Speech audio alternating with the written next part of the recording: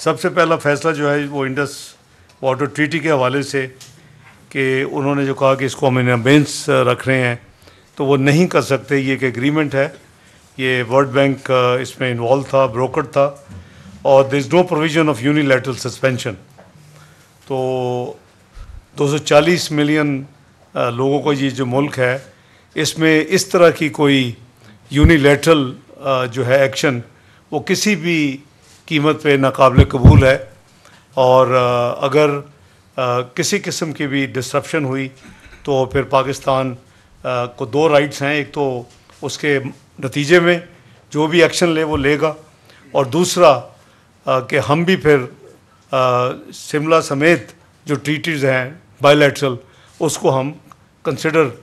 कर सकते हैं, उसको हम भी इन अबेंस कर सकते हैं। तो ये लीडरशिप का बड़ा क्लियर फ़ैसला था, वो बड़ा ही गैर ज़िम्मेदाराना है, क्योंकि हमने, जैसे मैंने कहा कि उन्होंने कल शाम को की थी, हमने कल सुबह उस वाक़े के हवाले से पाकिस्तान की तरफ से एक एलामिया जारी कर दिया था वज़ारत ख़ारजा ने, और उसके कई जो डिप्लोमेटिक कोर के जो सीनियर मेंबर्स हैं या सिक्योरिटी काउंसिल यूएन की P5 के कुछ मेंबर्स हैं, उन्होंने पाकिस्तान के हवाले से मुझे उसको वेलकम किया और पॉजिटिव करार दिया हमारी जो वो मूव थी।